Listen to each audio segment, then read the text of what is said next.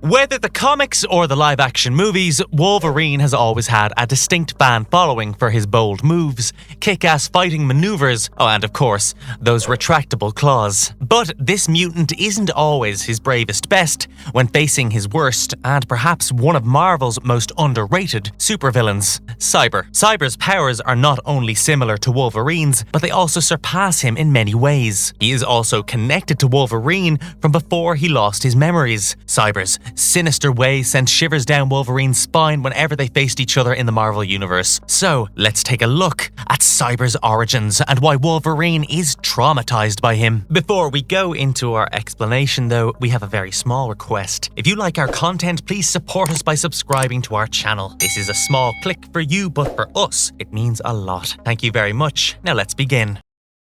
Exploring the history and origins of Cyber. Wolverine's strong sense of smell detected the evil that was about to land on the shores of Madripoor, but little did he know that this villain was a blast from his past and went by the name Cyber. Cyber was first introduced in Marvel Comics Presents issue number 85, where Cyber's first look was that of a shadowed man with a menacing smile and metallic hands. Cyber was born as a mutant named Silas Burr in Canada. In 1912, he worked with a detective agency called Pinkerton National and was known for his notorious behavior. Later in Sioux City, Iowa, he was caught and sentenced to death for murdering 22 innocent people. While in the courthouse, Sabretooth attacked the authorities and helped Silas escape, leaving massive bloodshed in their wake. Guess who ordered Sabretooth to rescue Silas? It was Romulus, who seemed to have a grander plan in motion. Silas was then employed by Frederick Hudson, again under Romulus's instructions, and was enrolled in a Canadian Army training camp during World War I. He had particularly malicious skills when it came to pushing his recruits to test the extent of their bodies and minds. Around the same time, Wolverine, then known as Logan, became part of a special unit in the Canadian Army known as the Devil's Brigade. Soon enough, Silas took charge of this unit and started paying special attention to Logan on Frederick's orders. Frederick and Romulus made Silas train Logan to be a dutiful killing machine, much like Silas himself. In Wolverine's words, Cyber became his worst nightmare come to life. And as we know, Logan has quite a bit of red on his files from his past, where he unknowingly did Romulus's bidding and killed several. Silas and Frederick also planted Janet into Logan's life, whom Logan fell in love with, but little did he know that Janet was Romulus's operative, and this was all a ruse to keep Logan in check. Silas eventually ended up killing Janet at Romulus's command, which led to his confrontation with Logan for the first time. Silas defeated Logan within seconds and plucked his eyeball out. After Logan's memory loss, Silas recruited him once again into the Devil's Brigade, and they continued their wrongdoings. Around World War II, Silas brought Nick Fury and Logan face to face to help free Captain America from the Germans. In later years, Silas also trained Wolverine's son Daken,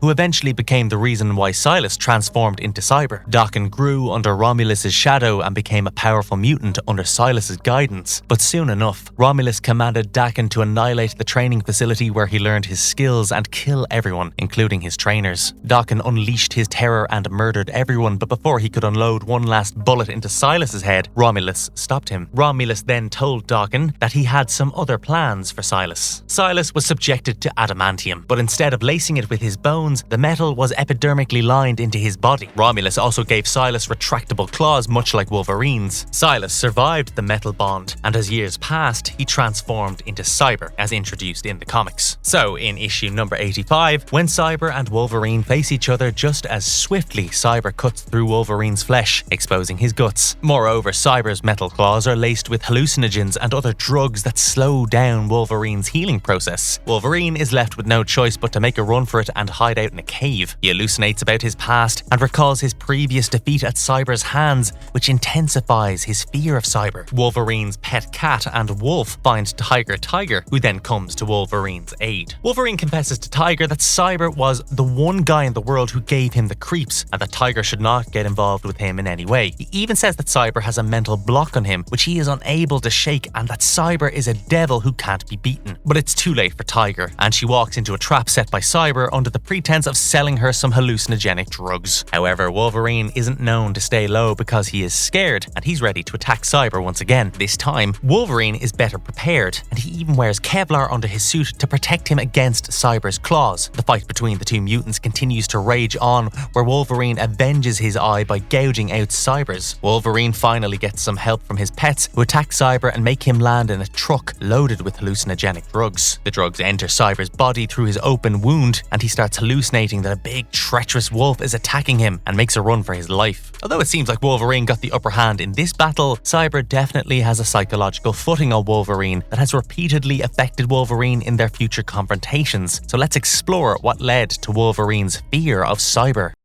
Cyber's infamous confrontation with Wolverine that created fear in Wolverine's mind. Now, we know that Wolverine has always had a moral side to him, which made him want to quit the Devil's Brigade time and time again. He is also sensitive when it comes to someone putting him down, and this was precisely how Cyber chose to train his soldiers, by hitting them where it hurt. So naturally, things weren't always smooth sailing between the commander and his student. In Wolverine Origins, Cyber tells his story by calling himself the guy who trained bad guys to become worse. He further claims that his apprentices were not overly fond of him, especially one. No prizes for guessing which one that could have been. Wolverine was trained by Cyber from World War I, but Romulus always knew that Wolverine had exponential potential, which Romulus wanted to exploit. But in order to keep Wolverine in check, he needed someone who could control him. Hence, he planted Janet in Wolverine's life with the intention to either manage or set him off. Nonetheless, Janet became Logan's trigger. Around World War II, when Logan seemingly was mellowing down, Romulus wanted to see him return to his beastly ways, so he ordered Cyber to kill Janet. Janet was a mere pawn in their game, and Silas just as easily killed her to send Logan a message that anyone Logan grew close to would suffer the same end if he tried to leave. The loss of love enraged Logan, and he attacked Silas, trying to kill him. This was probably their first significant encounter, and it didn't end well for Wolverine. Silas didn't break a sweat, but Logan got the beating of his life, with Silas gouging Logan's eye out and leaving him to die. Logan had never before faced somebody who could defeat him without giving him a chance to put up a fight. The incident had a traumatic effect on Wolverine. As his body healed, his mind blocked out the distressing memories of his encounter with Cyber, but it also instilled great fear of Cyber. Such was the trauma that Wolverine unleashed his wild side and disappeared into Canada's forests. Later, Wolverine was manipulated and re-recruited into the brigade by Sabretooth and Cyber, and they continued their killing spree. However, Cyber remained the one person who had overpowering effects on Wolverine.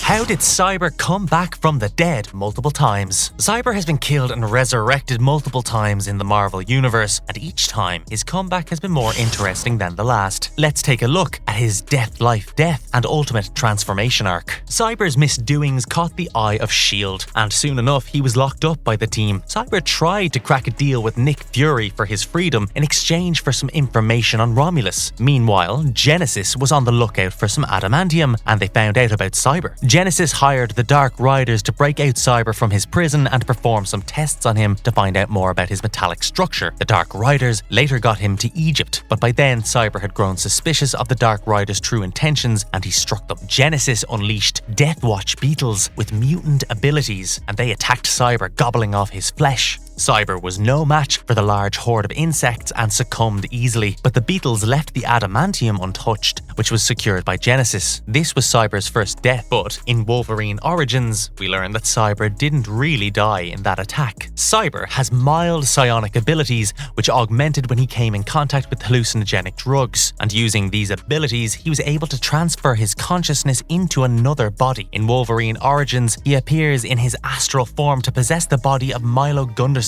Milo is a mutant with super strength, but his brain is still like a child's. So for Cyber, it was a cakewalk to subdue Milo's consciousness and gain complete control of his body and mind. Now resurrected in another body, Cyber's next move was to regain his adamantium hide. Cyber gets his hands on liquid adamantium from the Higgs vault. He then found the Tinkerer, who helped lace the adamantium with his skin much like before. Meanwhile, Cyber also bids Wolverine and Daken against each other. While the father and son are battling it out, Cyber, now back with an adamantium body, attacks the duo. But instead of going after Wolverine, he chooses to battle Daken. Cyber wants to know the whereabouts of Romulus, and Daken is his only known associate. Cyber overpowers Daken to get the information, but Daken somehow makes a run for it and escapes. So now it's Wolverine's turn to launch a full power attack on Cyber. As the pair duel, Cyber suddenly feels a pang in his heart. As it turns out, Milo's heart was too weak to support his large body, and with the fight adding to the heart's burden, he went into cardiac arrest. Wolverine Wolverine gets his memory back and starts to remember his conspirators. He wants them punished, and Cyber was the key to them. He also wanted to find Daken and knew that Cyber could help him track his son down. So in exchange for aid, Wolverine decided to save Cyber's dying heart. He took him to the Tinkerer for help. The Tinkerer used Wolverine's carbonadium synthesizer to develop an artificial pacemaker, which he fitted into Cyber's heart. What the Tinkerer did not realize at that point was that the materials he used were highly radioactive and could fatally harm Cyber. It turned out that this was Wolverine's game plan all along, to fit the carbonadium pacemaker into Cyber, and it would eventually kill him, but not before Cyber gave Wolverine all the necessary information. Wolverine also stole and threw away the synthesizer once the procedure was done, so that Cyber could never get any aid. Later, Wolverine and Daken unite, and they go on a mission to find Romulus when they bump into Cyber in Northern Africa. Cyber is seen with blisters on his face from the radiation.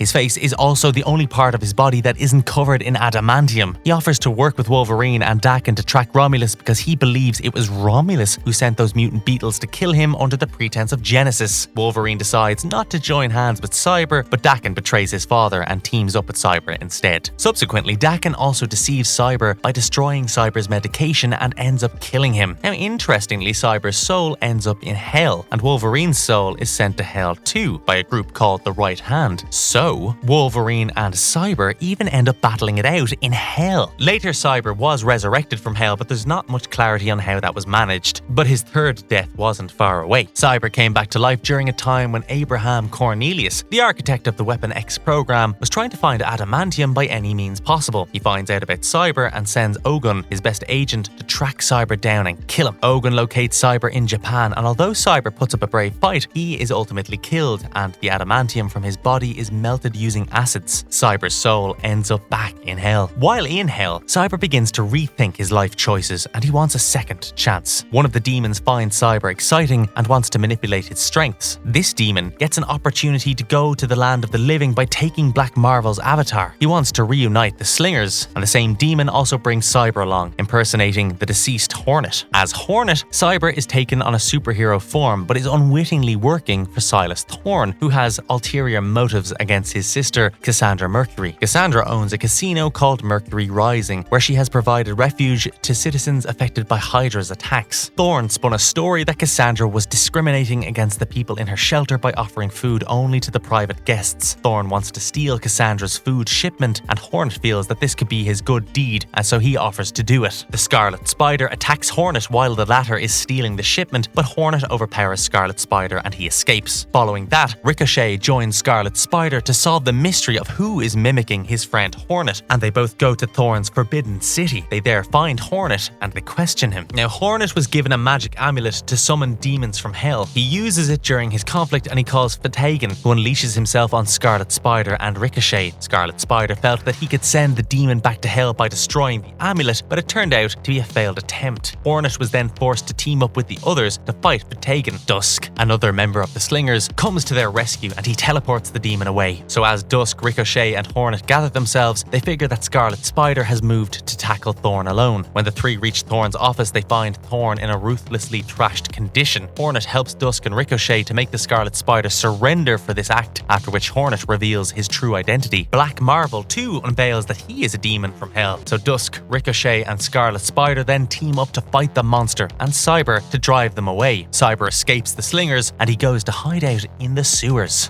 What makes Cyber so powerful? So before Cyber was bonded with the adamantium, he was a mutant with superhuman strength, super speed, and exceptional hand-to-hand combat skills. We saw him use the combination of all these things when he gouged out Wolverine's eye. He also has great stamina, excellent reflexes, and high durability, which make him a challenging opponent. Also, the adamantium was laced into Cyber's skin, which made him practically invulnerable to injuries. His only vulnerable part, as mentioned earlier, was his face and throat. We know that Cyber had regenerative abilities that helped him survive the adamantium surgery, and that he possessed psionic skills that helped him track people. However, when Wolverine took Cyber's eye out, his body wasn't effective in healing the eye. Instead, Cyber was fitted with the cybernetic eye. His psionic abilities also allow him to see and read human emotions, which he often uses to anticipate his attackers' moves. He could also use his powers to brainwash others and make them act on their notorious impulses. But another interesting fact about Silas is that he didn't age like normal humans. humans, and no one really knows when he was born. However, the comics have hinted that in 1828, Silas was acquainted with William Burke, aka the Edinburgh Killer, and he murdered several people in West Point, so we can only imagine how ancient Silas might have been. The extent of Cyber's traumatic stronghold on Wolverine was such that even after memory loss, Wolverine felt fear for Cyber. Once his memory returned, Wolverine might have been better able to handle this fear, yet he couldn't single-handedly defeat Cyber without using tricks or help from others. Cyber remains one of Wolverine's most challenging but underrated supervillains in the Marvel Universe. And if you liked our content, don't forget to leave a like and subscribe to us if you haven't done so already. And if you have, thank you very much. Have a good one, guys, and be safe.